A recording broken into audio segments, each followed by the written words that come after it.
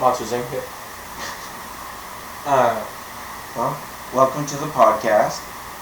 I don't think we've, we talked about doing a podcast together, but then I realized we hadn't done one of the normal podcasts about your life yet. Yeah, I saw that.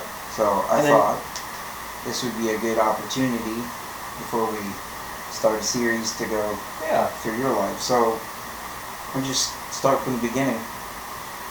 Well, I was born in Bryan, Texas, and nowadays it's called Bryan College Station, Texas, because both cities have grown together. And I was born at St. Joseph Hospital, March the 8th, 1995, 12:33 p.m. My father has always told me that that's why my appetite is such, is because I was born at lunch. And so I've never been satisfied my whole life, I guess, when it comes to that.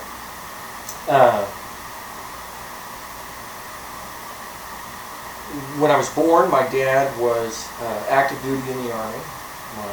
My dad's name is Robert, and my mother's name is Ruth. And my dad was active duty in the Army, and my mom was a stay-at-home mom. My parents were young, 19 and 8, 19 and 20 when I was born. Yeah. And my dad worked 2 jobs when I was a little kid. He was a private in the Army, and he also worked at McDonald's. And so I had all the cool 90s McDonald's toys, like all the BBDs, all the little action figures you could think of. Dalmatians. Yep, I remember those toys. He worked there when I was 3-4 years old, before my sister was born.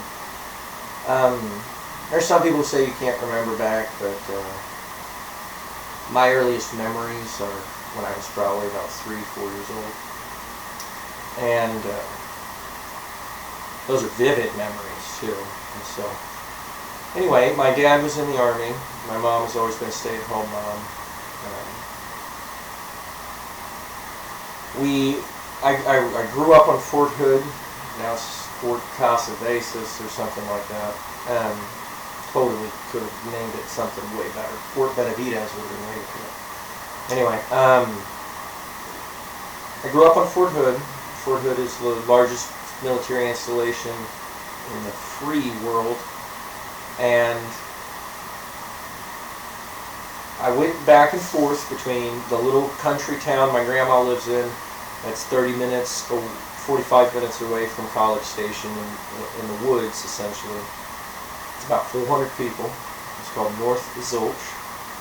And my granny moved to Texas. My granny and my mom's family.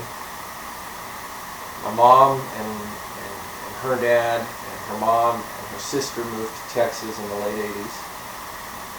My mom's originally from and was born in Canton, Ohio. Before that, my grandmother is from West Virginia, and before that, my family came over here. My dad, like I said, was in the Army, and I went back and forth between, when I was very little, between staying with my parents on the installation and my grandparents' house out in the woods. I started school at the little country school. 400 kids, K through 12th. I started school there, went to kindergarten there, and moved back to Fort Hood. 1st, 2nd, and 3rd, and 4th grade, I went to Fort Hood. My dad is adopted. He was adopted when he was 5 years old. He's a twin. Fraternal twin. So it's a sister. He has a sister. And they were adopted by Eileen and Thomas Kitson. And my dad, like I said, they adopted him when he was about 4 or 5, somewhere in there. And my aunt and him were born premature, like very early, and they were abandoned when they were about 4 months old. And so my dad suffered from a lot of external traumas growing up. And so he was adopted, and then when he was adopted, the man who adopted him, whose last name right there, molested him and sodomized him from the time he was 4 until he was about 14. And so I didn't know those things when I was little, obviously, but those things affected the relationship heavily as a kid. I moved, like I said, I went to military schools or Department of Defense schools until I was in the 4th grade.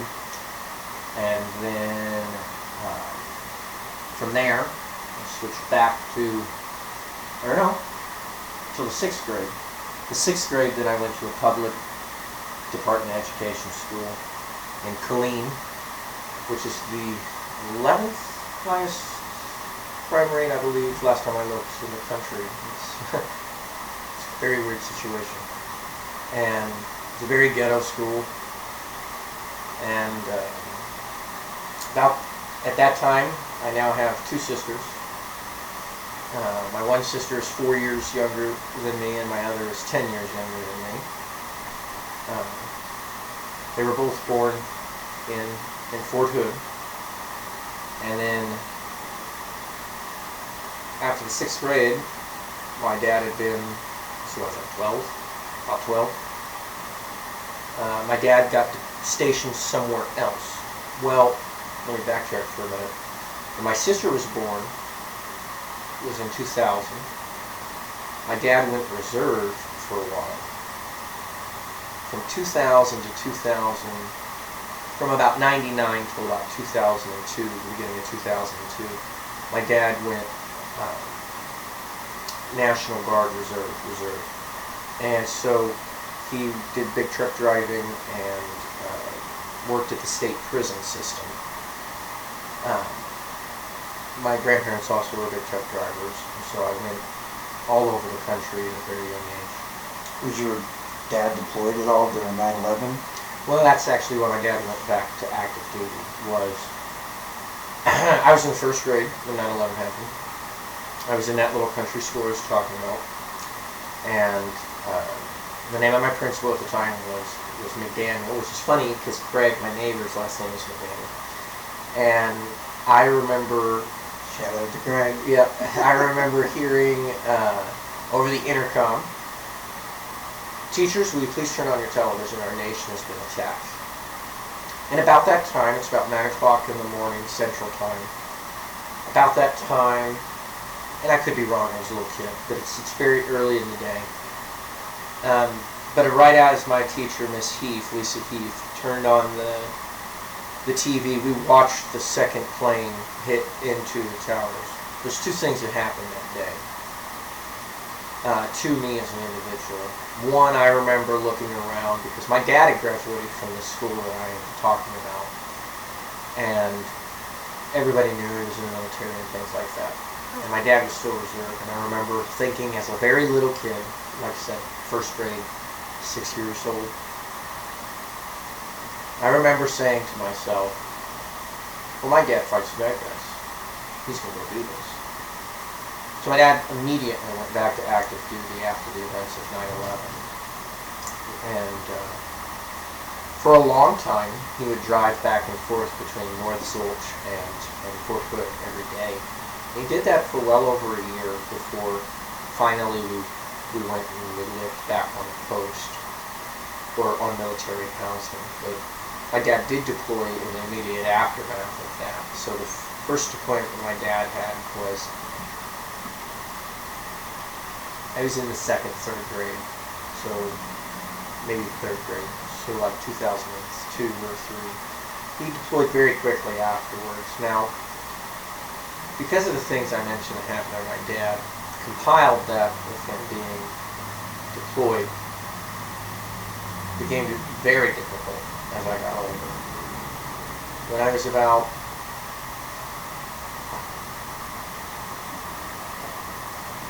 maybe 12 in the 4th grade, however old you are in the 4th grade, my dad had came back from 9, whatever that is. My dad had came back from his first deployment. We were having Thanksgiving at at our home, and my grandparents came. And this is when if I had to point to anything in my childhood, where the darkness began to set in. My grandmother went to go do something in the kitchen of our military housing apartment.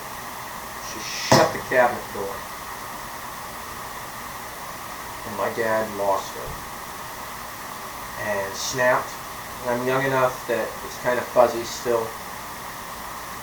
But I remember from that day forward, nothing was the same in our family as far as how we interacted anymore.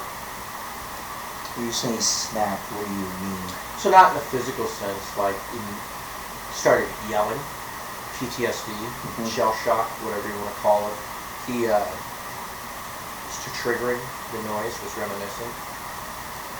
And before this, all the memories of my dad and my grandma, his mother-in-law, my mom's mom, are, we drive down there on the weekends, they barbecue, they drink a case, it was a nice relationship.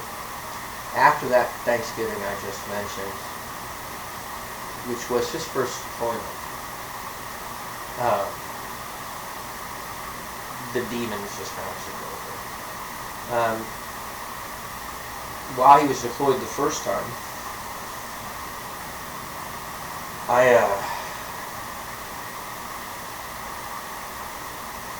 had is when I would really say I started to grow in my walk with the Lord. I've told you this before. I've always felt like I was somebody who was born in the light, and I chose to turn the lights off, whereas most people, I think, walk into a dark room and have to find the light switch. I think that that's what the Bible means when it talks about the elect, is that there are some who are truly crafted for a purpose. And no pride or arrogance do I say that, all the glory goes to the Lord. But there is a difference in how I have always interacted with people. One of the things I have yet to mention about my mom is my mom, my whole family, suffer from a disease called neurofibromatosis, which produces cysts and tumors in random areas of the body, and there's 3 phases of it. Genetically speaking, everybody who has it is related. And when I was little, my mom and dad, they were fine and everything was cool. And this is my parents before they had me. And I was cooking in this picture, but it does look like the Tapatio man. I told you. And my dad is Hispanic. He's actually a mutt, but yeah. My mom has autism, right? And so, coupled that with the neurofibromatosis. When I was little, she had a few tumors, but through the stress of deployments and through having us kids and stuff, took a toll on her body. When she was pregnant with me, she had a calcification issue, and I sucked all the nutrition out of her bones. And so she had her teeth pulled by the time I was 11, 12 years old. My mom didn't have any teeth. So when my dad was deployed the first time, it was very difficult because my sister, I know my mom was home, but I could not tell you where my mom was. And you've known me long enough that I have a pretty damn good memory. And I know she was there. I just don't know where she was. And we've discussed it at times and everything. My mom and my dad, my mom's only ever been with my dad. And as a result, when he was deployed and she had 2 kids compiled with the autism and not really ever learning how to cope with all that, there was just some regression emotionally, and just I didn't see her a lot when I was deployed. And at that time, the Army was doing 15 to 18 months deployments, so it wasn't a standard 12 months deployment. In that time, the first deployment, I taught myself how to cook. I would stay up late. I had a composition notebook, and I would watch Food Network. And I would write down like Mario Batali, Bobby Flay, Emma Lagasse, and I would teach myself these recipes so that I could cook for my sister and me, because my mom's the type of person that all she knows how to cook is, even to this day, is like minute rice, hot dogs, and like just crap. And so I might be white trash, but I'm high class, and I don't like the way that stuff tastes. A lot of people think that, you know, the military is a very, like, that you're middle class when you're in the military. Really, unless you're an upper-ranking NCO, like we're talking E7 and higher, you're really just going to struggle like everyone else. And so a private in the 90s, early 2000s, didn't make a lot of money. And so we didn't have a lot of extra. I mean, one of the memories I have of the first deployment is my mom and I walked over 5 miles down the interstate to go to a Kmart, because my mom didn't get her license until she was 30-something, to go to the Kmart to get school clothes. And so my mom was absent a lot, and I don't know if it was just due to depression. There was a vice that I'm unaware of, you know. I've asked her, and she's always told me no, but I personally don't know if she'd be truthful anyway. You should just stay in her room, and you know, honestly, I cannot pinpoint where she was. It's a darkness in that time frame that was over her so heavily that it shrouds her in my memories. I think mainly she was in her room, you know, like depressed. She slept a lot, you know, I remember that. But I'm 5'6", you know, in this, you know, the first deployment, 6 going on 7 years old, and there's just a lot of absence, even though I know she was there. Like, so, you know, she struggled real hard, and then when my dad came home and the event of that Thanksgiving transpired, it really changed the dynamic. His second deployment, I think, was mainly one to just like trauma dealing, like it's and you know, having worked at the outreach clinic, and I'll get to that in a little bit, for as long as I have now, I've learned that that's just a way that some people deal with trauma, is to just throw themselves into something. So my dad, in between the deployments, like I said, I was growing in my walk in faith, and when I would go and see my grandparents back in North Soldier, I had an uncle, my dad's sister's second husband. His name was Mark. He was an older man. His age difference with Laura is like mine and Cher's. It's like 12 or 13 years. And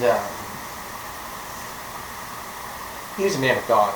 He bought my first Bible for me. It was a nearly inspired version, but it was still better than nothing. Better than nothing. And, you know, growing up, when I would stay with my granny, my mom's mom, she's simple people. She's from, like I said, the hills in Ohio, West Virginia. And she can't read very well either. So, you know, raising somebody with autism, and then she had tumors and everything. And, you know, I can't imagine. It was difficult. And the men that she had didn't really leave her. She was kind of a rough person back in her day anyway. But when I was a little kid, you know, when we stayed, one of the things she'd always do is we'd get down on our knees by her bed, you know, we'd stay with her and we would pray. And some of my best memories are doing that with my granny. But I think it really is where God began to foster my faith, even as a young child. So when Mark gave me the Bible, you know, and I can't remember if it was before or, you know, or in between deployments. It's been a long time. But I just remember the first time I read the Bible, I could see it. Not like how when I read other books I see it, or a play. I could see it. I was part of it. So I've always had this strong calling to God. And so I would stay summers with my grandparents, even when my dad was deployed. And so I started going to church when I would go down to my granny's house, and then the summers and stuff, to a little bitty country church called Sand Prairie Baptist Church. Type of place, you know, you sway too hard, you're sitting. when it comes to the style of Baptist. The preacher was an old man from World War II named Johnny Crocker. And Madisonville was the name of the town that's about the size of Miles City that was next to the little country town I'm talking about, North Silver.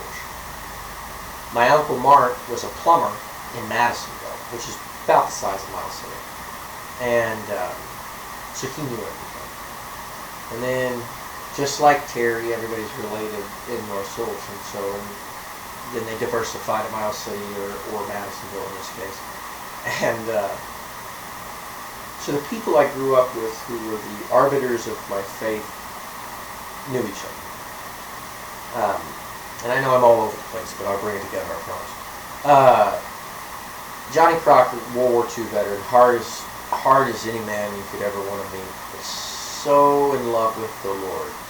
Pride got him at the end, but so in love with the Lord. And I worked with him from the 4th grade all through when I was kicked out of my house as a kid. So I had this relationship with the Lord, but after I'd gone back to my mom and dad's house in between deployments, my grandmother Eileen, my dad's mom, had bought him a Bible when he was a kid. And between it and the one Mark bought me, I would read the Bible very consistently. Because, my dad was a dad who put forward law standards. If I had a B, I got grounded. If my room wasn't sometimes it was white glove, but for the most part, if it wasn't to that standard, I'd have stuff taken away. The only things my dad would never take away from me was the Bible. And this is where I believe scriptures that say even the demons tremble, come to bear truth kind of thing, is never once did my light ever dim in that sense. It was always there in the room. And I know I'm all over the place, like I said, but my dad, I asked one time in between his deployments a question about the Bibles, and it's the first time spiritually that I remember being able to hear a spirit that was not of God speak. And my dad looked at me, and I know it was not him, but the spirit that was speaking through him that said, I have forgotten more about the Bible than you will ever know.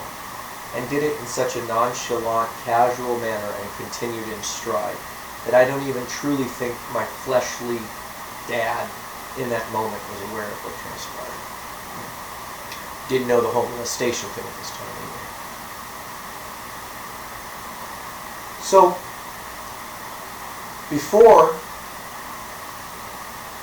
we had moved back to Fort Hood from North Silch, in between all this and everything, and I know I'm going back and forth again, but my mom had several miscarriages after my youngest sister, and I think that that's where the strain really began. And then my dad deployed and that Thanksgiving transpired, and I think that just kind of began their strife. Couple that with my dad and mom. I feel like my dad, I get my intellect from my dad. My dad's an extremely intelligent man. But the sins of the father run to the son as well. And my dad is also a liar of the grandiose sort. I too am guilty of those things, but in the past. But my mom is the one that is emotionally strong. And I never realized it in all these times. I feel like my dad intellectually felt like he couldn't speak to my mom about the things that he went through when he was in Iraq the first time, Afghanistan the second time. I believe he's been quit 4 times, if I'm not mistaken. But 3 of them I was around for. So the second deployment, is 05, 06. Maybe a little later than that. Peak war. 06, 07. Huh? Peak war. Yeah. Yeah, and he did 2 back, not quite back-to-back. Like, he told maybe, well, Brenna was born, so. Yeah. He came back from the first deployment. He deployed in 2002. Came back the middle of 3. I want to say he did another small deployment. Came back in 4 at some point. My mom got pregnant with Brenna. And she was born in March of 5. And my dad redeployed at the beginning of 6, maybe? Into 5, somewhere there. It's really a blur. There's a lot going on there. I mean, I remember sitting outside at this time frame of the height of the conflict and stuff. And on Memorial Day, there's loudspeakers all over the coast, and they just read off the names of people who died. And then one day it just got too long and they stopped doing it. And it was such a, I had friends, and whether I was close to them or not, there were kids I knew whose dads died in this. And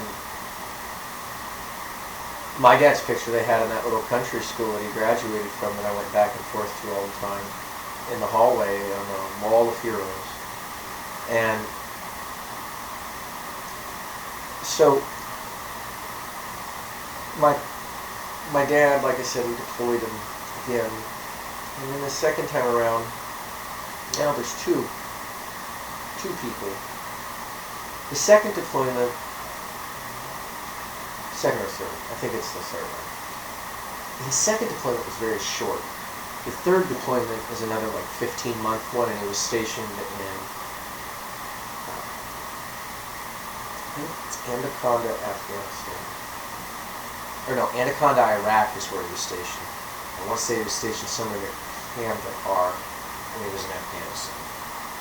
And we had a pretty decent job when he was in Afghanistan. He was a glorified postal man. Somewhere I have a newspaper of him sorting mail. But the second deployment was much rougher.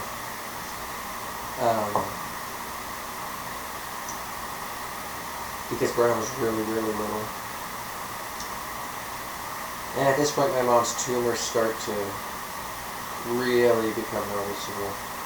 In that picture I showed you, my mom maybe had 4 or 5 outward ones, but they were all, thumb, very small. The disease is a disease that the brain doesn't tell the body. And it's a genetic, maternal disease. Disease, neurofibromatosis, it doesn't tell the body to stop producing white blood cells, like with injuries and stuff. And so it forms benign tumors, but it forms them in places that are oftentimes sensitive. Heart, brain, places that are difficult. The lymph nodes, places that experience trauma that we typically don't. My mom probably has over 1,000 of them now. Some of them range in as small as a pinhead to the one on the back of her neck that's probably 6 inches long. My aunt has had them since birth. There's 3 kinds. My mom has types 1 and 3, whereas my aunt has all 3. And it's essentially just a variation of you understand what I'm talking about. A variation of it. My aunt was born with a 10 or 5 pound tumor on her foot. And it wasn't until she was 46 that she finally had it removed. So the second deployment was very different. This is when I went to that ghetto school in the 6th grade, and I know we're kind of stuck around 2006 right now. So who was taking care of your younger siblings? I was. Okay. And so, the first deployment was just me and Mary. And so that was okay. But that's where I learned to cook and stuff. By the time the second deployment came around, I was already in a role that, yes, I guess big brothers do have a part in, but I was in it in such a way that if you ask my sisters who raised them, I know for certain Mary would say I did. And Brenna would probably say that I did in the beginning for her. It was hard. It was hard for me to make friends. It was hard for me to cope. Because by the time I was in the 3rd grade, I could read better than my mom. By the time I was in the 3rd grade, I could I had to read things for my mom. And emotionally, that was extremely difficult because my mom will tell you to this day, she roughhoused me hard. I don't know if your mom did that to you because she raised you where she could, right? I would, if you roughhouse too much with me as a kid, I was gonna get hurt. So. Yeah, but she has whacked me in the face a few times in the middle of church. So my mom, she knew that she couldn't teach me intellectually, so she did her best to teach me emotionally how to be tough. I was in karate and stuff from a very young age until I was about 12, 13. So I did karate at second degree purple belt in American Taekwondo. And so you're in school, you're doing martial arts, you're raising your siblings. Yes. Are you working too? Not yet. Not yet. No. Are you in any clubs or anything in school? So on top of that? Yes, I did what was called unit. So my dad, like I told you, was somebody who, if I got a B, I'd get in trouble. So my dad is an extremely intelligent man. And he, I wouldn't say forced me to foster my intellect, but he forced me to participate in my intelligence. My mom would have called a B a miracle. So when I was in the second grade, I was tested to see if I was able to skip a grade. My dad didn't want me to skip a grade because of the kind of social aspect of it. So I was put in the talented and gifted, or the gifted and talented programs. And at that time, I was still part of the defense schools, and so they fostered my intellect from a different perspective in the like literary sense. And so I did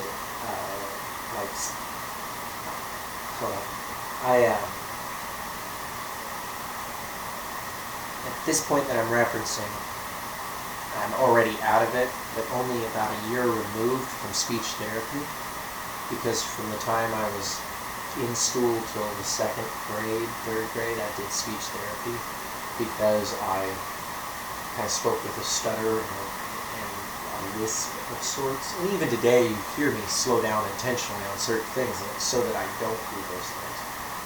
So the gifted and talented programs fostered that. I did speech and debate very early on, like 5th, 6th grade kind of stuff, so and onwards. I did like impromptu speaking and things like that, and that was through what's called the Interscholastic League, or the Universal Interscholastic League, UIL, which is like something that the state of Texas organizes for their schools to compete against each other, and so it was very fun. It was something that helped me learn to break social anxiety very early on. I'm also at the same time, like I said, when I can, going to church in this little country church. But when I was with my parents, my mom and my dad, we didn't go to church. My dad didn't take us to church and stuff, and my mom didn't independently go. Matter of fact, when I was with my grandparents, the only reason we went to church was because the church van came and got us down our dirt road. And so my cousin Brittany, who's a year and a half older than I, through my mom's sister Darla, out of our generation, we're the only two that I would say are born walking in the light and adhere to the faith the way we do. But we would go on the church bus every opportunity we could. So there gets a point where, like I said, I go back and forth a lot with I'll pause to 2006. Go back and forth a lot with my grandparents. Well, in 2002, my aunt and her husband got a divorce, so she has 3 kids.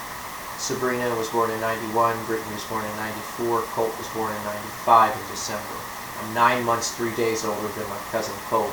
You tell me what his parents were doing whenever I was born. I'm the oldest grandson.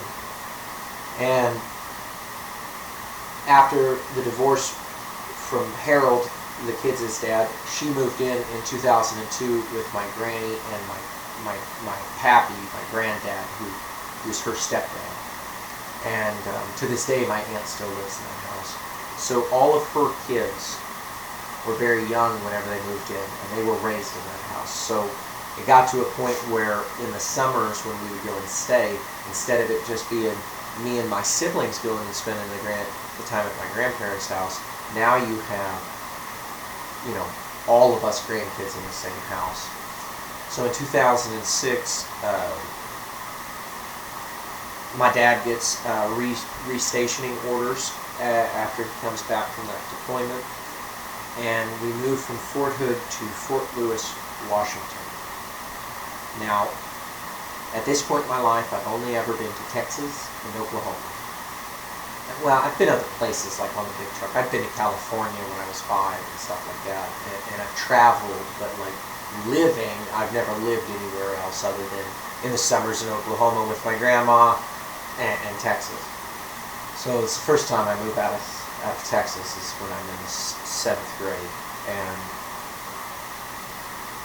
we get stationed in Fort Lewis, Washington, and my littlest sister Brenna at this point is just now turning 2, not quite 2 yet. So we travel across the country in a vehicle, and to this day, it's one of my fondest memories is that trip from Texas to dang near the furthest point away I could get to Washington State. And it's a cross-country trip. I could tell something's wrong with my parents even at this point.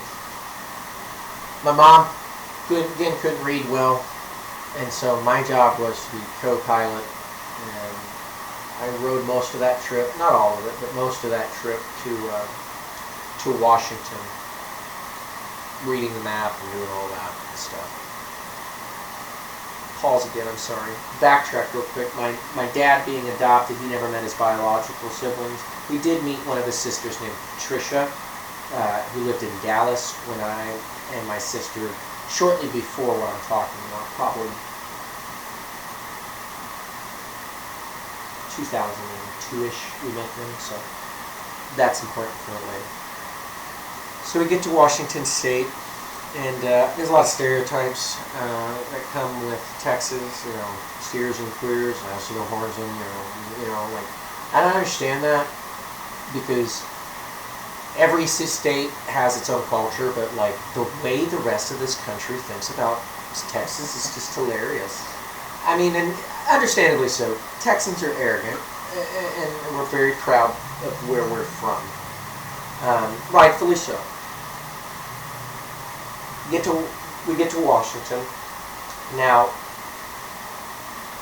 the dichotomy between a state like Texas and a state like Washington is almost unfathomable. The difference in people, the difference in culture, food. You never realized how bad you like Mexican food. The difference in just personalities, everything. So,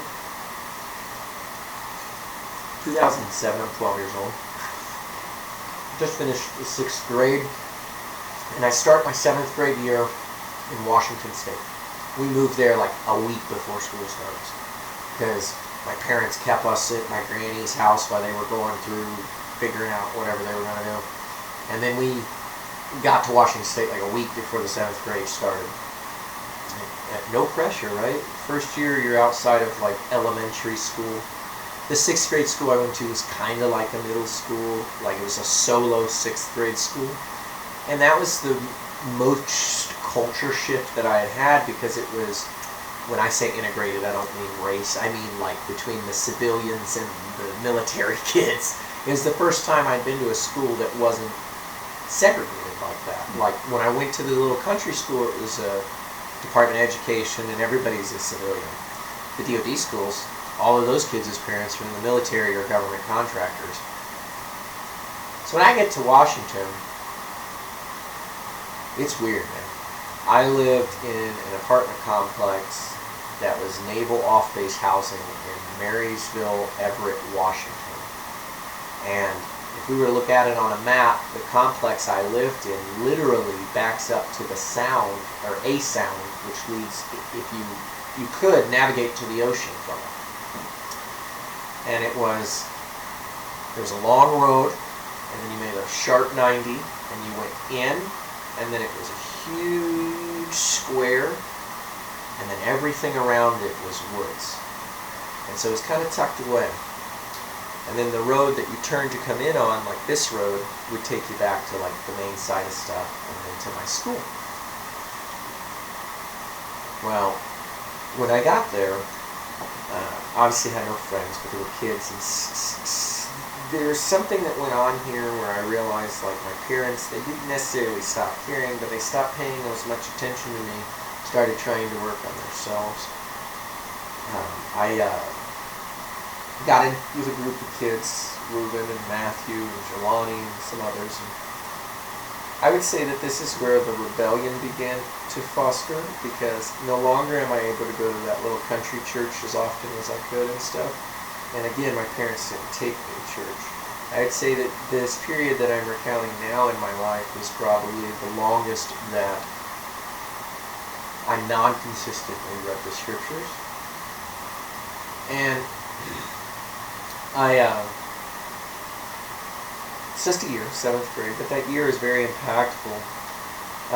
This is where certain spiritual sins became problematic with me.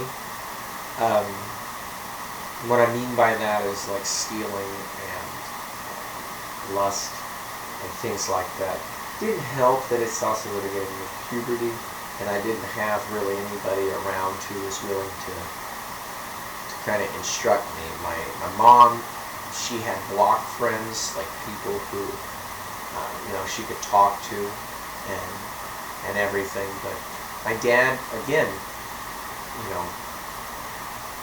now he's home, but he's not. Like, he's intentionally avoiding us. And so I started hanging out with these kids, and the only rule I had was, of course, like all the movies, I had to be home by the time the street lights were on and everything. And I would just continue to do this, and I came across this kid, Jelani. He was from Chicago. His dad was in the Navy, or his stepdad was in the Navy, and we became good friends. But at this time, this is also when I would say I got kind of turned towards drugs, and I'm talking like marijuana and things like that. I dated a girl who was older than me, who was in like the 9th grade in this time. Her name was Patricia DeValcanier, and she was a very bad influence. And stole stuff during this time. I rebelled very hard this year of my life. What did you steal? There's this gas station on the way to town, to the school, and I would steal like Starbucks coffees and stuff. And one day, the owner of the store said, "I've been watching you for a week. I know what you're doing. And I could call the cops on you, but I know that there's something else going on." And he was a nice man. And he let me actually have something that day as well. And I just told him a little bit, but not truly even the full truth. And he, the gal, Patricia, she just totally... Anyway, that sucked. At this time, I took art classes that, my conservative country school didn't offer. And I started to find out that what made me different is I needed to express something, and I didn't know how. And I really didn't feel like I had anybody to express it with. So it's 2007. At this point, 2008, the person who I'd say that I was the closest to in my life was my Uncle Mark, like I had said, and my grandfather, the man who my grandmother remarried after the guy who adopted my dad was sent to prison and everything. His name was David, and he was my grandpa, and he was a really, really cool dude. And my Uncle Mark had died right before we moved to Washington, and he died of cancer. He was fairly young. So we were in Washington, like I said, 2007, 2008. My mom and dad, after my 7th grade school year, note that I was kind of problematic that year. So they send me down for the summer like normal, and I go and we drive down to my grandparents' house, and I didn't realize I was staying there. So my 8th grade year, I did at my granny's house in North Solch. And during this time, my granny had built up resentment in a way because, she's raising her daughter's kids, essentially. She's having to raise her daughter well past the point she was supposed to. And now she's got her 2 other grandkids with her because my youngest sibling stayed with my parents in Washington. And during that 8th grade year, a lot of the kids I was in class with in that school, there was only 13 of us in that class, I went to school with back when I went there up until the 3rd grade. But 4 years have gone by, 4 grade years have gone by, and that's a very big difference in personalities. And so I still didn't feel like I fit in, even though I knew all these people.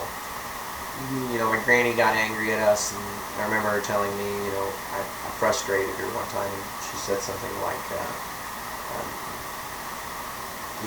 this is the reason your own parents don't want you. I says, because look at how you act, no wonder they sent you here, kind of thing.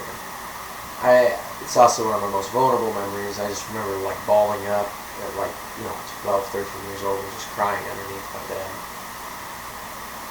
Well, my 9th grade year, into my 8th grade, beginning of my 9th grade year, I find out that we're going to go back to my parents, because my granny decided she can't deal with Stevie. So that's when I come to Montana. My dad got stationed as the recruiter commander for Montana, and we lived in Helena, and we lived right across the street from Capitol High, a beautiful home. It's a very nice home. And my bedroom was the basement. It was the first basement. It was pretty cool.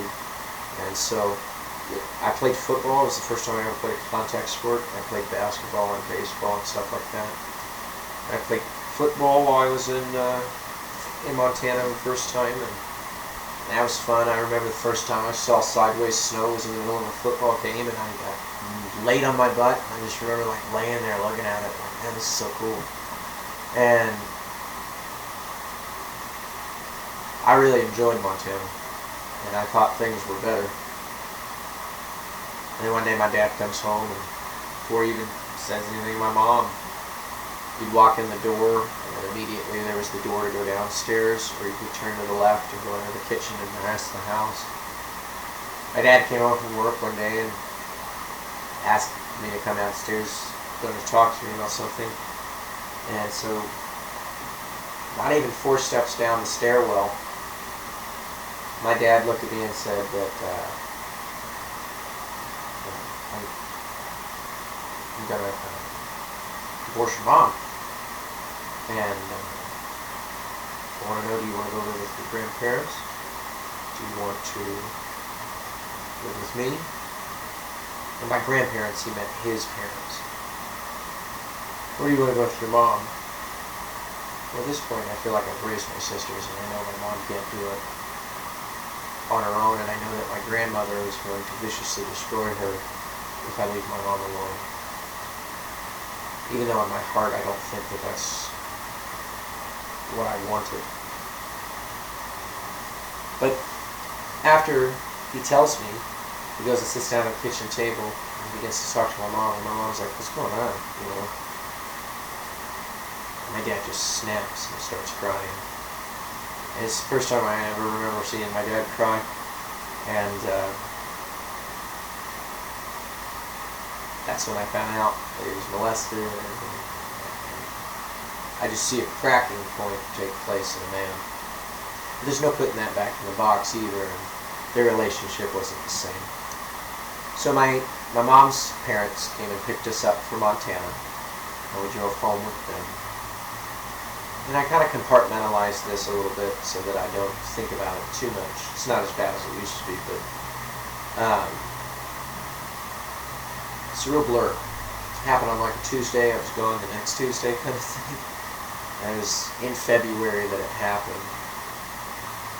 Right around my mom's birthday. And it was very odd. I can't honestly even remember the end of that school year. You know, like I did finish it out in the little country school, but I met my first wife at this time. Well, first I went and stayed with my grandparents that summer, and my dad's parents. And I'm glad I did, because that is the year my grandpa died as well. Is the following year. And he died of cancer.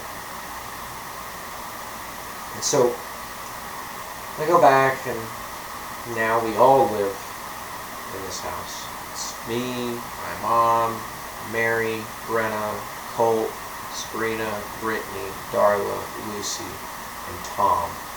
And it's in a house that's smaller than mine. It is in a house that is maybe, no joke, 3 of these, if that. Probably being too nice. Probably two and a half of these rooms that we're in. And it was miserable. And So they didn't get divorced? they did. Or they did? Yeah, my dad sent my mom away, essentially. Oh. And so my parents got a divorce that year. And I was old enough at that point, I never went and stayed in the summertime with my dad. I elected that, like I said, to stay with my grandparents. And my sisters would go and stay with him, but I went a few weekends, but I just, at this point, I didn't feel like it was something I wanted to do. And so the summer after all that, then us moving down there, and when I stayed with my grandparents, my mom's family began to bear animosity towards me because my oldest cousin was getting married, and instead of coming to her wedding, I stayed with my grandpa because he was sick. And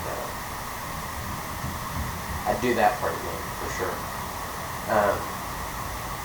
And so I kind of watched my grandpa die, went through chemo, and everything. So I go back to school, my 10th grade year now, and I meet my first wife. And my wife was pregnant when I met her.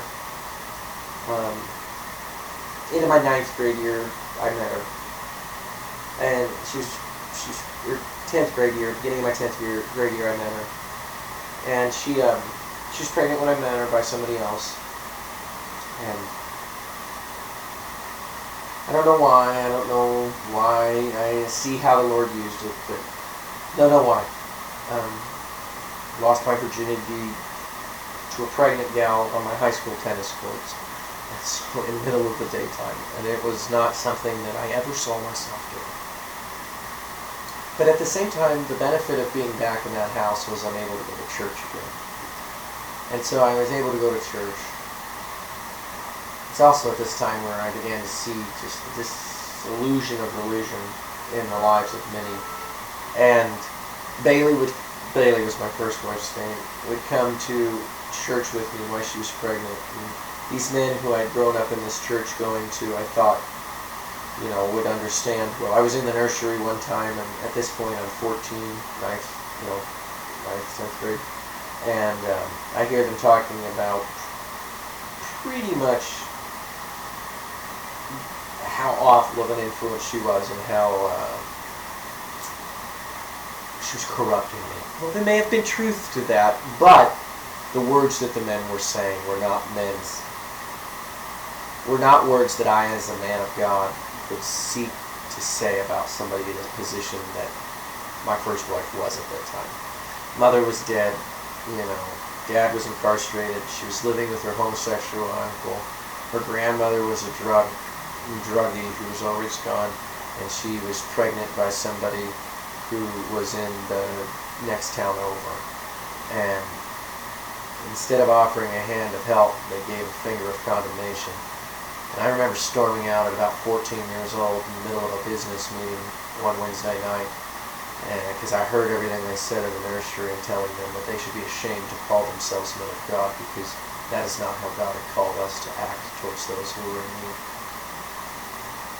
And that's the first time I remember standing up to the spirit of religion. But I continued forward, and as I moved on in my walk, I stopped going to that church after that, obviously. And my 10th grade year, I told my mom I had sex. Well, I got kicked out of my house. And I lived with my first wife and her homosexual uncle for a while. Why did they kick you out? Because my disobedience, my rebellion. We were always told we weren't supposed to have sex till marriage. And what's funny is my cousin, Brittany, the one who I said also walks with the Lord real well and strong now to this day, she was 2. So I get kicked out. Like I said, I go and live for a while. 10th grade's over. 11th grade, is when I stayed with Bailey and Chance. And then my senior year, I went to 3 different schools? 2 different schools? I just moved around. I did try for a while. At this point, my dad's been married and divorced again to a woman named Stacy. And then she was real weird. That only lasted like 9 months. And it was a rebound. And then in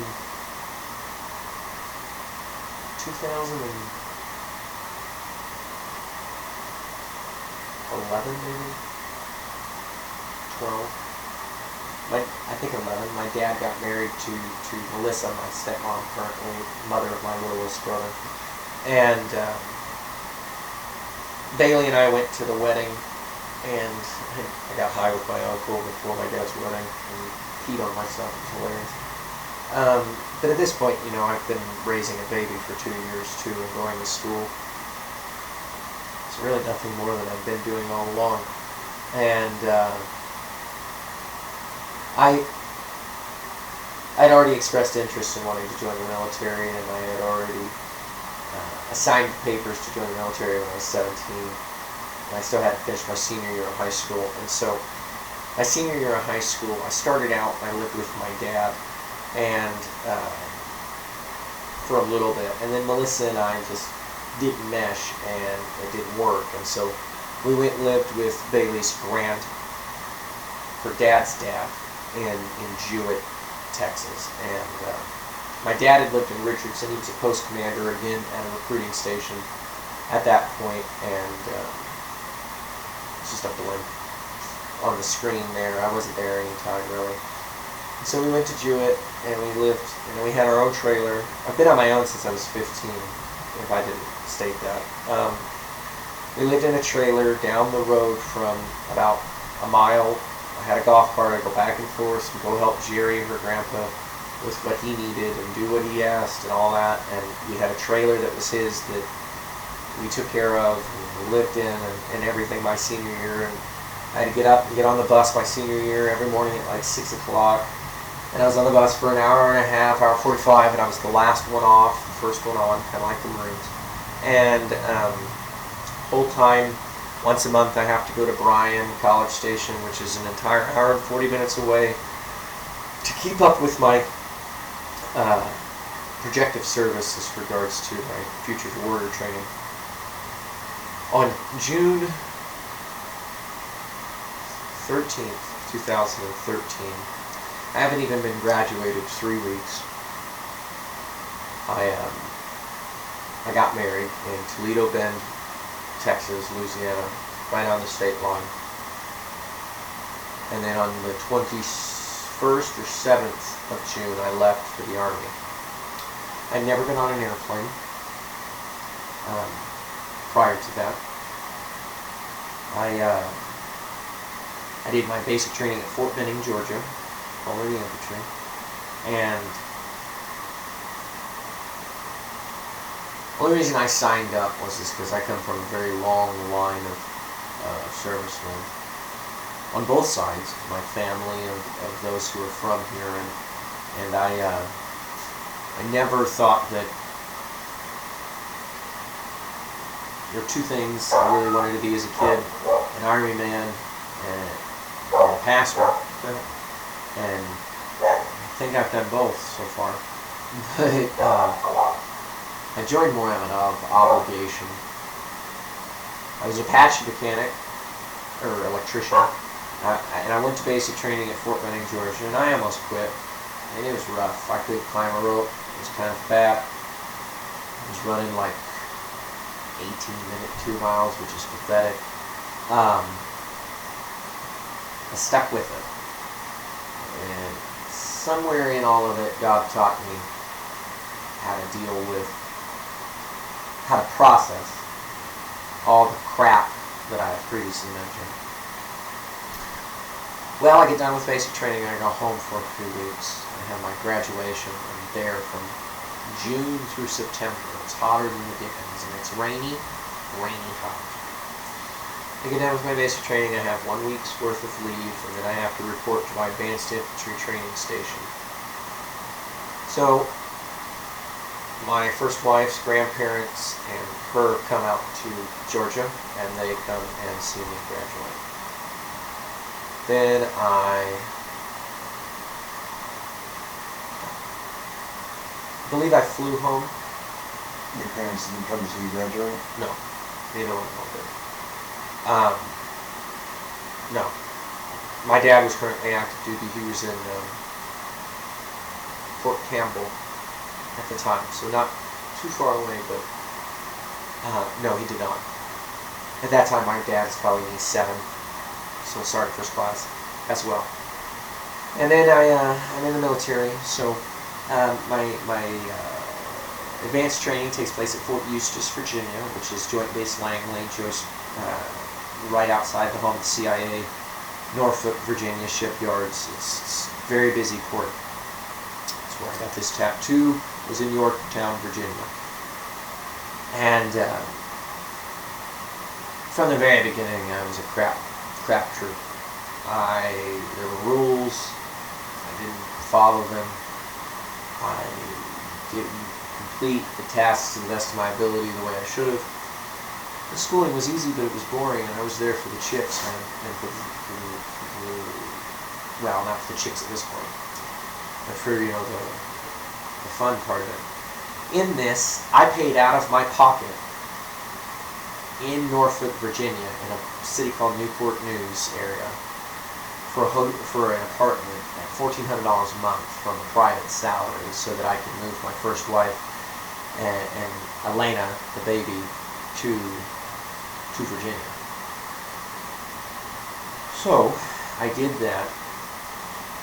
About halfway through my AIT training, I get a call from my aunt, my mom's sister, that says, "You need to look at your wife's Facebook." And I look, and there's pictures of another dude on there. And I had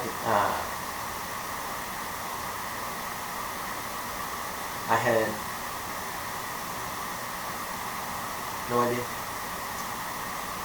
And it's not like I just get up and go see what's going on at my house kind of thing, right? Like, I had to wait until the weekend. I had to wait until the formation call wasn't there. And I actually had time to where I could take a 15-25 minute taxi out of pocket across town to the apartment complex in a race against the clock to go and figure out what was going on. Short end of it was she got lonely. I lost it, rightfully so, I would say, and she was unfaithful in what I was paying for and everything. And I had done my best. I got a card through the PX. I furnished it. I tried to make it feel like home. Well, the white trash part of me came out, and I called her grandparents and told them that they needed to come get her. That I wasn't doing this. This is not what I signed up for. And I just didn't understand it. The man who baptized me, his name was Olin Weaver, and he was the associate pastor of that church I mentioned in East Texas. And he had given me a Bible, and I remember that night going back, because I had to go back to the barracks after all of that, and just sitting in the hallway, petitioning unto the Lord the cries of my heart to tell me what to do. Because I never wanted to get a divorce. Was this acceptable, Lord? The Lord led me to passages in Luke. Going forward, though, Bailey was the only person I'd been with at this point, so I sent her off, sent her back. Her grandparents come and pick her up. And one day in the winter months in Virginia, I hugged a little girl for the last time who I'd raised for 4 years of her life. And I think that hurt me far more than the other. And moving on, now I'm free in my mind, and the devil tries to really grab a hold of me. After I get done with my advanced infantry training, I give them a list of places I'd like to go, and I put like Fort Lewis in Washington, put Fort Campbell, Kentucky, and I even think I put Fort Drum, New York. It was either Fort Drum or like somewhere off in Kansas. Well, you know what they came back to me? You can either go to Korea or Fort Hood. Well, after everything I went through, I was like, I don't know if right now I want to be in a different country. I guess I'll go to Fort Hood. I can always change my duty station. Well, I get to Fort Hood, and my unit's deployed, and so I'm on what's called rear detachment for like the first 6 months that I'm at Fort Hood. And that was bad, because there's too much freedom in the structure, and I just ran wild. I was only in the Army for a little over 2.5 years, and I wasn't forced out. It's a combination between medical and my own disobedience, that I was pretty much told you either take this option or the other option won't benefit you any. And so I was at Fort Hood for a little over a year. My unit comes back. I get out right before my unit deploys. That's when I get out of there. I joined in 2013. I'm out in 2015. Well, technically my service begins at 12 when I signed. But my in-boots active duty goes from June of 2013 to March 11th of 2015. That's not that long, but it seems like a lifetime. And at the same time, it's not. And I just run wild. I get out of the Army. I'm dating a girl named Alexandria. She's a witch. Pretty sure she aborted my child. I was working at Walmart right after the Army. It was in April. I was in the cooler, and we get a phone call that says, well, you're not in the military anymore. You know, this isn't going to work. What the? And so I get back, and now it's like a pattern of rejection that sits over me. And so I just get 0 F's moving forward. Well, I can't stay there now, so well, let's go see if I can try and make it back in this little, where my mom is and everything. So I go back, I stay with my friend Kyle, who was my good friend in that part of why I lived in North Sulch. I used to spend weekends at his house growing up, because his mom went to school with my parents, and she knew the kind of screwed up situation I was living in. And I stayed with him for a few weeks, and I had a hard time finding a job. I had 11 jobs in the first 2 years I was out of the Army, between 2015 and 2017. Well, one day,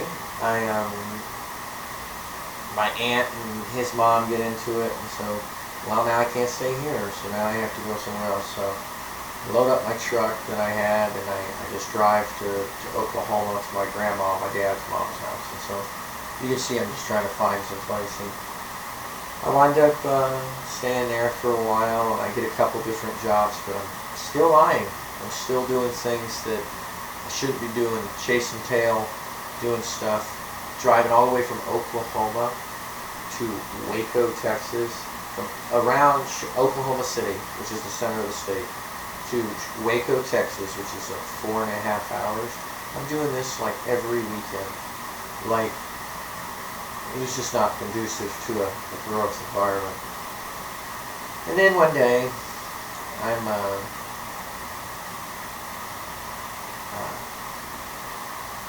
like, all right, well, I stop with my grandma and I go and I stay with my dad and my stepmom, Melissa. My dad at this point is out of the Army. He'd just gotten out of the Army, and they're living in the same town as my grandma, his mom. So I go and stay with them. Well, in all this, my stepmom is again a very malicious woman towards me. She accuses me of things that I can see why the accusations were there, because the enemy was trying to come at me. But I get kicked out of there. I'm working at a place called TDK, and this is 2016 at this point, beginning of, and very early. And my dad drops me off at 7 o'clock at night and tells me my stuff will be on the porch. Here's the number to the Salvation Army. Did not know until much later down the road that my stepmother had accused me of trying to make sexual advances of her, and insinuated that she was concerned that I would hurt my brother in a sexual way. And she had convinced my grandmother of these things, and so in partnership with my grandmother, who has apologized since, I was kicked out on the street. I was homeless. I still don't have any sense of guidance or anything like that. And so I'm working at TDK, homeless. I'm walking like 5 miles back and forth each day because there's a church, Catholic church, that's letting me duck in here and sleep. And I'm sleeping in a Love's bathroom. I'm sleeping in hotel lobbies, parking lot, thing like that. This goes on for, I don't know, month and a half, something like that. And finally I get enough money I could rent a room from the hotel I've been staying in. Well, getting paid weekly. But what I'm getting paid weekly versus what I'm paying to stay here a week, it's almost eating it up. I'm living off of like $25, $20 a month, or a week as far as food goes. And working 12-hour shifts, like I said. One day, Cher comes in. At the time, Cher is not where she is. It was I were both in very wrong places. And she winds up working on the machine right across from her. And I knew when I first saw her that I was attracted to her for multiple reasons. We grew, may have been inappropriate, but we grew very close in a friendship manner too, as well. Cher was going through a separation / divorce at the time. I have ran through, I told you, Bailey was the only person, between 2014 and 2016, there's a number in between that I don't care to admit. It's just far more than I ever thought that I would be with. And so I'm struggling with a lot of immorality and things of that nature. Somehow, she gets her and her ex-husband, they separate, and she winds up staying in the same hotel little thing, and so now she gives me a ride to work, and then I have to walk 5 miles and everything, and then the relationship just blossoms. Well, April 16th, 2016, at that point we have decided that we kind of like each other and everything. Well, let's just stay in the same, let's split our money and work towards getting something better. We're not even, I don't even believe we've been intimate at this point. And so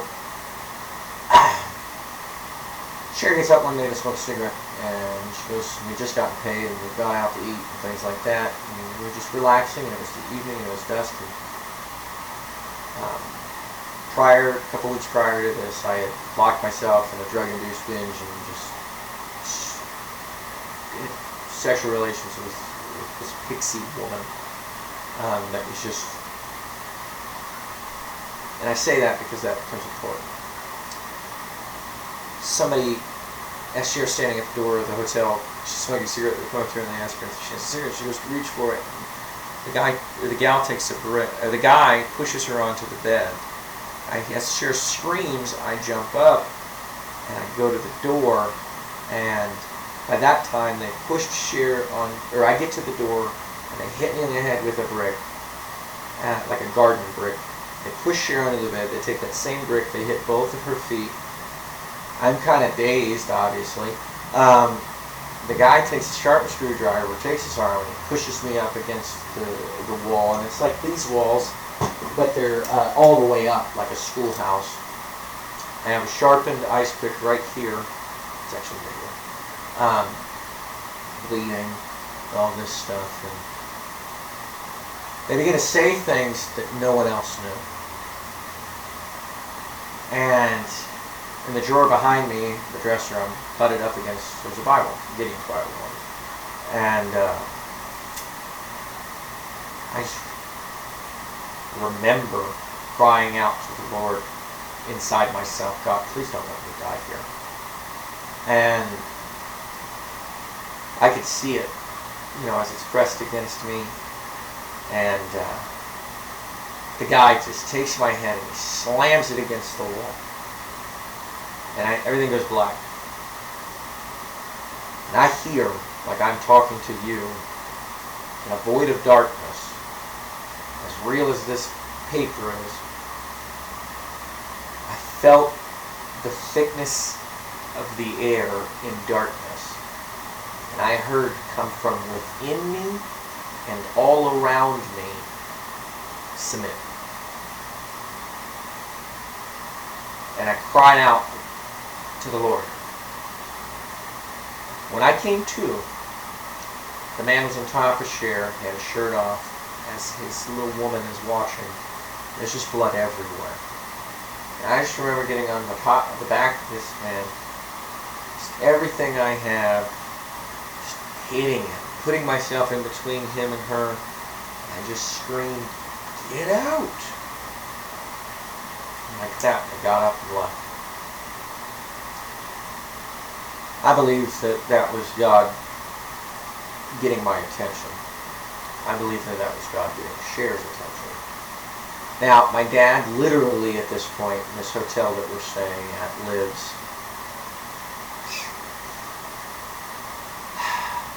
maybe, I'm being very serious, maybe half a mile away.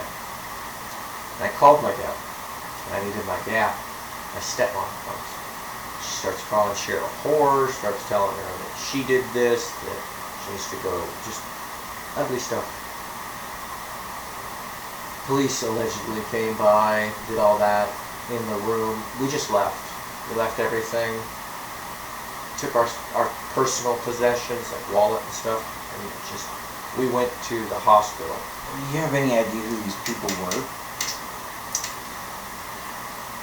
Cher and I have speculated that they were people that maybe her ex-husband knew. They were natives for sure, or whatnot, but there's no definitiveness in it. When the police came and took our report that night, I called back sometime later and there was no report on file. We had blood work done and everything. I never received a bill. Called back to ask about my blood.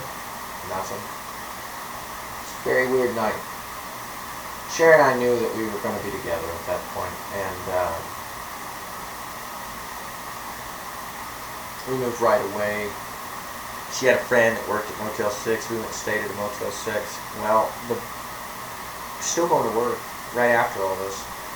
Well, the boss that we had, right after this, we had showed them that we'd been assaulted and all that. Well, we overslept. because we were injured. And we got fired together. And so, we walked back to the Hotel 6 and everything, and, we got one last check where we combined our checks, we rent a duplex. Well, that duplex had bed bugs. Now we're in the middle of May, end of May, and so I'm like, I'm just going to call my mom. And Sharon and I wrestled with it.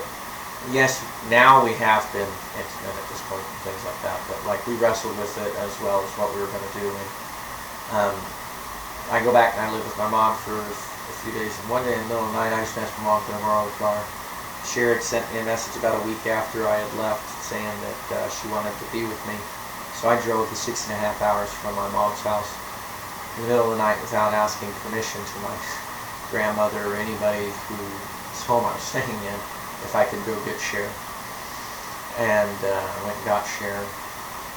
By the middle of June, Sharon and I had saved up enough money to, from my grandparents were pissed. My pappy wasn't. He kind of thought it was humorous. He pulled me to the side and said, "You just can't do stuff like that." But anyway, hardest part of my family is the age difference with Sharon and I, being 13 years apart. I didn't think it's a big deal, but some people do. We wind up moving into a small travel camper trailer. Now we're living in Normandy, which is the town next to us. I'll speed it up.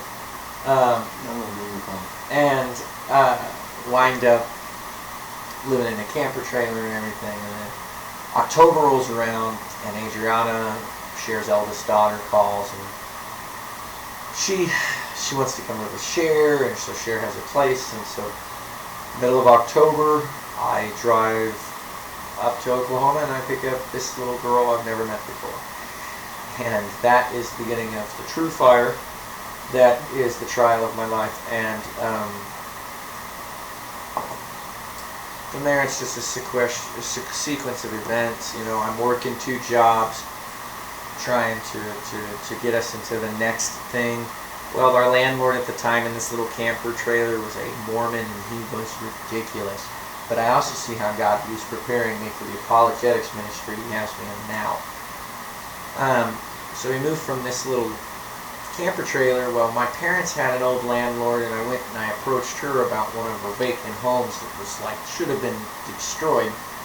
I mean, there was this much rat crap on the floor, and Sharon and I and a few other people, we spend an entire day just cleaning this place. I fix it up. We move out one day to this house that should have been condemned. We begin to fix it up. We live in it. And so we live in it from about October, November through, I don't know,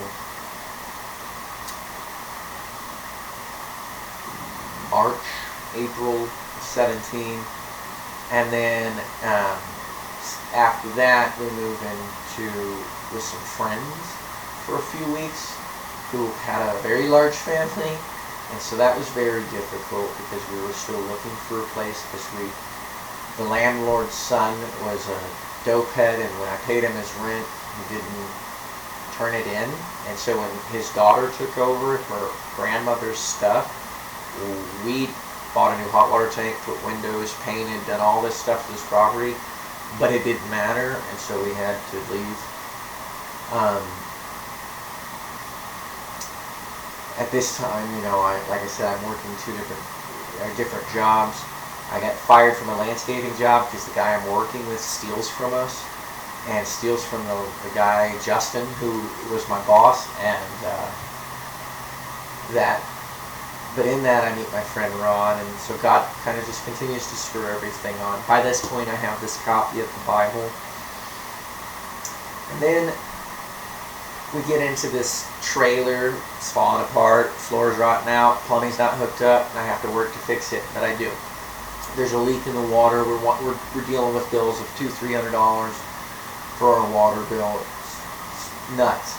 Well, that landlord was Jehovah's Witness, and we lived right on our property, so the trailers were like this, and it was rough. But I see how God used me. I had to defend our faith this whole time. Our door wouldn't shut, so we had to tape it shut. Only one bathroom worked, but it was an improvement from the rat house. So we live in it from about end of 17 to the beginning, or through 18. And in January, at this point, Sheriff's had me go to the VA. And I've gone through my evaluations and everything. I've already filed for claims. In January of 2018, I get a letter from the Department of Veterans Affairs granting me my disability and awarding me a back pay check. Sharon and I go to New Orleans on a like next day we were in New Orleans, and we spent a week there and everything. And I see how the Lord is still teaching us here. Well, a few more months go by, and so now we're into February of 18, and I'm working, but I'm framing houses and stuff like that, and it's not going well. Cher's working in a bar, there's a lot of drugs and alcohol, and the enemy's still trying to hold her down. One day, in July 2018, I go to sleep, or go to sleep, and I thought it was the brownie my friend had given me. But I hear my name in the middle of the night 3 times, and that night I fall asleep, and I'm shown a vision, and I know what it is now. It's right before you hit the Prairie County sign headed from this way to the house. You get these 2 buttes, and it opens up to an S-curve of the Yellowstone. And there's an angel of the Lord in this dream. His face is just a ball of light, and he shows me the darkness of the city we currently live in. He turns me around. You know, at this point, I'm invested in the church we're going to. I've been going to it. I went on a retreat with the pastor and the youth guy. But I asked a question, and the spirit of religion spoke to the pastor, and we were essentially asked not to come back. So again, that sense of rejection. What was that question?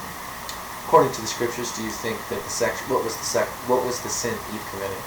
Do you think that it is a possibility that it was a sexual act? Which, side note, if we go through the words of the scriptures, I'm not saying it was. I'm not saying it wasn't. But look at what God asks them when he sees them. Who told you you were naked? You know, and then where else in the scriptures do we keep the secondary lineage? You know, yes, Cain was the eldest, but Seth is the inheritor. Where else do we do that? Other than for the chronological events in the Exodus. So it was just a question, and during that trip is when I also, the Ephesians 4 began to really speak to me. I was at this conference, and this man spoke, and he talked about apostles, prophets, evangelists, shepherds, and teachers. Come from a Baptist background, this is all foreign, but the man speaking was like a ray of light. And it's almost right after that I have this vision from the Lord. And the Lord turns me around, and he shows me what I described to you, that S-curve in the Yellowstone. And at this time, the VA has me on like 16 medications. The next day I wake up, and I tell, and a couple nights before this, we were sitting in front of the TV, and I just picked up my plate of food, and I threw it at the wall and just went to the room. What were the medications for? Different things, from sugars to antidepressants to mood stabilizers to sleep to just things trying to keep... SSRIs. Yeah. Things trying to keep me from getting to the clarity that the Lord was trying to push me towards. And I wake up in the middle of, like I said, Cher goes to work, Abe and Eve spend the night at a friend's house, and I hear my name, and next day I wake up, and I tell Cher and them I'm not going to do any more pharmaceuticals. I'm going to smoke pot again because it comes from the Lord, and that's got to be better for me than all this. So this is probably early July that dream happened. I stopped taking all those pills. I stopped eating. I start eating. We're not under the law, but I start eating personally. Clean, kosher kind of diet, which I still maintain as a conviction, because the Lord revealed to me that it was the pork and the pop that were doing what they were doing to me. And I just learned about, he taught me about pigs. and things like that. And I don't speak at that from a spirit of legalism. What's good for you ain't good for me, vice versa. Um, and so I began to do these things. And did you quit the medications cold turkey? Absolutely. Like I did with the nicotine. Did you have any side effects from that? Withdrawals? I don't feel like I did. And I really do believe, because the Lord told me, smoke the pot when you do that. And I started fasting a lot. I stopped drinking pop cold turkey, stopped these SSRIs and everything else cold turkey, which is very dangerous and I don't suggest for anyone. I did it with the grace of the Lord. A few weeks later, I look at Sharon and I tell her, I want to move. I want to go someplace where marijuana is legal. It's not Texas. And I want to go someplace that I've been before. And so we looked at Eastern Washington, we looked at like Colorado, we looked at Montana here, and originally we set out to start on the other side of the state and come through. I picked out like 13 different places. We opened up our house, and within 2 weeks we sold everything we had. We had roughly $9,000. We had a 1994 Buick Grand Regal that the shocks were going out of. I think I had it when I met you. And the Lord just told me that I was going to move. So I had them pick out some places. We agreed to some places together. And we got in the car and we just drove. First night we made Amarillo, Texas. And we stayed there. The next night we were aiming for Denver. Well, it starts pouring down rain. It's college move-in weekend, August, that weekend of like 15, 16, 17, 18 in August. And we're driving, rolling blackouts start happening. Looking back, I totally see the spiritual, war side of it. We go to get gas at the gas station, and the pumps go down right before I go. It's that kind of thing. And then they turn on and go back up.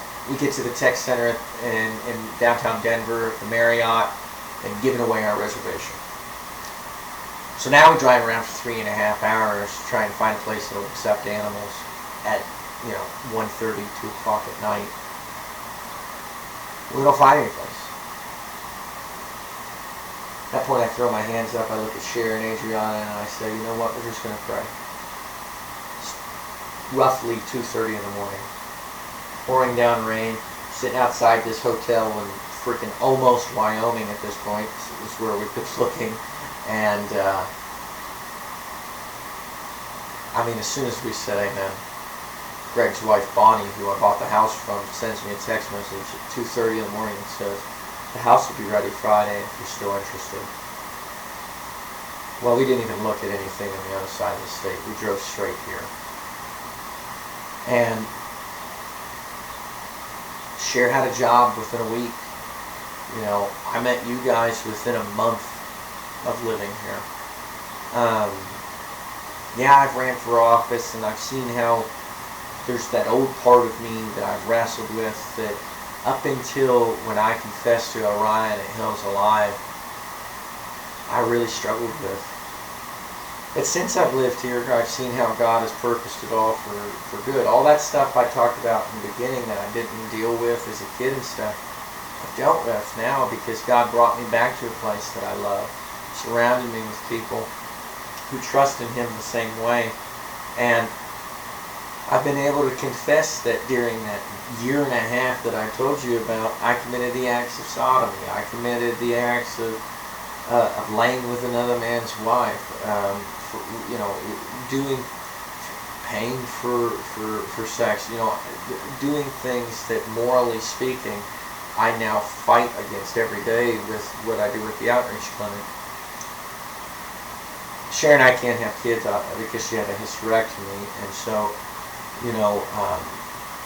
I struggled with pornography when I first met you. I struggled with the lie about being deployed and wanting to fit in and all of that. And in the 6 years I've lived here, I've seen how God has refined me. The 6 years I've lived here feel like a blimp on the calendar compared to the 22 I was describing before that. You know, the bulk of time is not the same. It's not the same when you are clear. And I know you've grown, you know, since we've known each other. I know that there are things that are no longer a part of you that were. I've seen them fall off, and I pray you've seen them on me fall off. But the 6 years, not that I wasn't walking with God, because that day in April in 2016, 8 years ago, I told the Lord I would never turn away from Him again. So now it's in that 8 years He's refined me to where I'm at now, and there's still tons of work to be left done, but now we're at a point where if I could go back and talk to that little kid who was curled up underneath the bed when his grandma told him that he wasn't worth anything, I'd go back and I would tell him that that's not them. That all the stuff I've described, all the trauma, all the stuff that other people, you know, my parents were slight. Yes, there was physical violence involved. Yes, my discipline, you know, I didn't go into all that and everything, but like, none of them knew how to discipline. So yeah, it wasn't a good environment, but I wouldn't trade any of it because it's allowed me to relate to people. I was raised by vicious women, and as a result, I can relate to broken women because they're broken. The beautiful part is this last month or 2 months ago now in May, you know, Sharon and I have been married 8 years. I've never met her other 2 kids and things like that. And you know, Sharon went through all her stomach issues, and that was to refine her. That was to make her who she is now, to take away, because she relied so heavily on her body. I see how God works, you know, like, I don't think God's malicious, but I think we're called to bear the things that we're called to bear. And with myself, you know, I see how I had to have brothers who I could confess to. I had to have people who I felt cared about the common cause and cared about me enough to be honest with them. And that's, you know, you and Orion and Greg and to a lesser extent I thought Tim. And I even see how God has used Timothy to, if the relationship that I cultivated over the 6 years, 5 years, however long it was with Timothy, at that 4.5, whatever, at that church, if that stuff hadn't transpired in the time in between, since I've left Badlands almost 2 years ago now, hadn't transpired, then I would not have been able in May to go and sit across from my dad and have the forgiveness in my heart that I do, because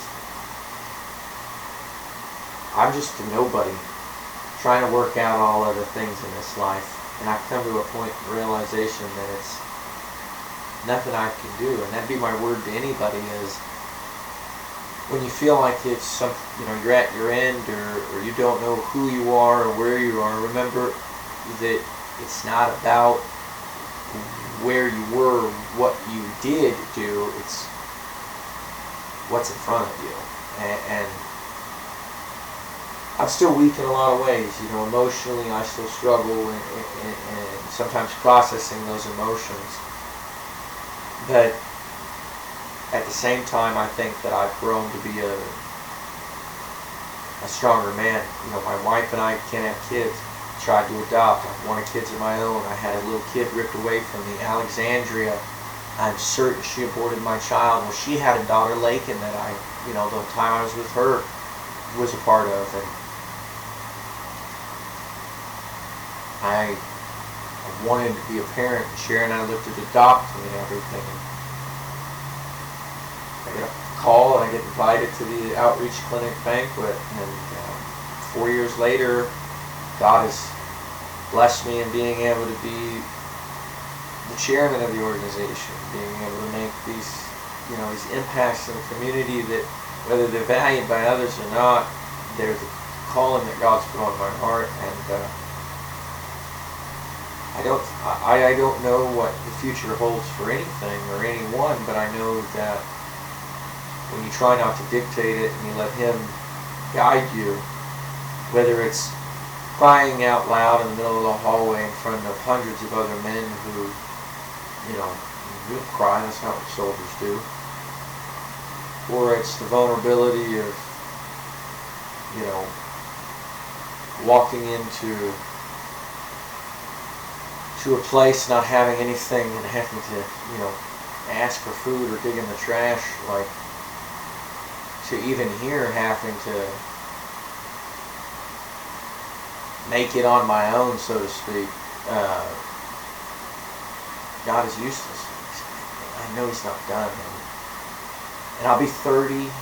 God's really convicted me that I'm the reason that I've had such a big year, like as far as the healing and as far as the health goes and everything, is just because next year's when it really starts. Next year's when I'm going to have to go at it. And if the Lord grants me 60 years, I pray that the next 30 years are all for Him and not for me. That those sullied, sin-stained garments from the first 25 years or so, 23 years, are so far back in the closet that when my grandkids get to know me, that they didn't even know those clothes fit me, kind of thing. That it's different. And that'd be my word to anyone is trust in the Lord. He'll make all your ways known to you. He's always there. Whether it's that Bible that my hands reached for when I got knocked out, or whether it's the man across the street of the grocery store I worked at who was handing out Bibles, or the guy on the corner at the middle of the parade preaching. He's always searching for us. And He's always there for us in those moments. I think that's probably a good place to end. Yeah. It's been good having you on. Yeah. It's been a pleasure. Yeah. We'll have to do our cigars and Next time. Bibles, so you have to pick topics.